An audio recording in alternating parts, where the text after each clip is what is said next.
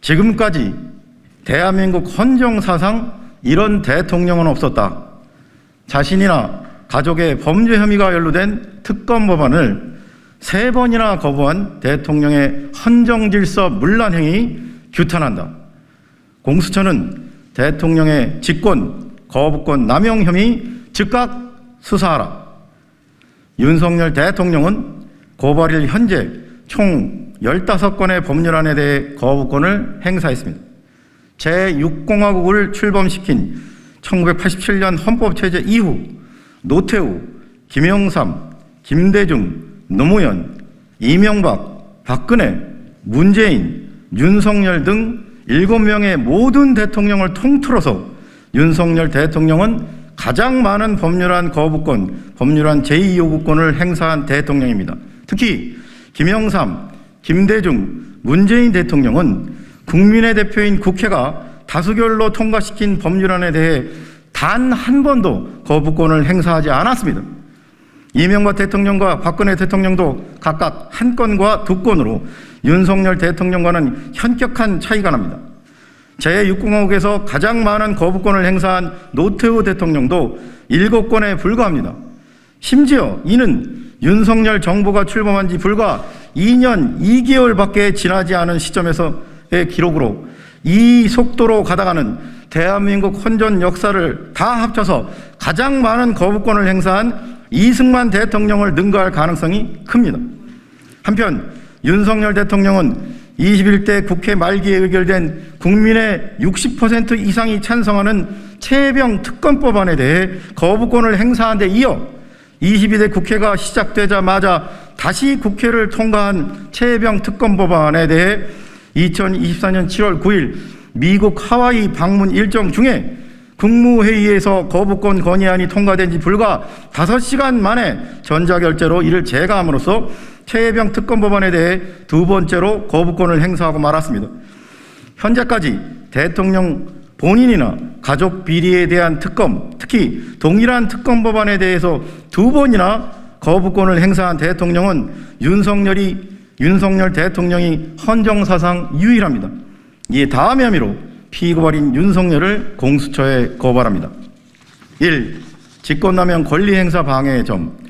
대통령의 직무권한은 막강하고 방대합니다. 하지만 아무리 대통령이라 하더라도 국민이 부여한 대통령의 직무권한은 헌법과 관계법령에 의해 민주적 통제를 받는 것이 헌법 정신이며 국가공무원으로서 국가와 국민에 대한 봉사하는 자세로 자신의 직무권한을 절제하여 행사해야 합니다. 또한 대통령은 어느 한편의 정치적 이념만 강조하는 여당의 당수가 아닙니다. 그런데 피고발인 윤석열은 이러한 헌법 정신에 위배하여 국민의 대표자인 국회의원 다수의 의사로 의결하여 정부로 송부한 법률안을 국익이나 국민의 관점보다는 자신의 정치적 이해관계에 더 부합하는 방향이나 자신 및 배우자 범죄 혐의가 연루된 특검 수사를 저지시킬 사적 목적으로 대통령의 직무권한인 거부권을 함부로 남용한 혐의가 있습니다.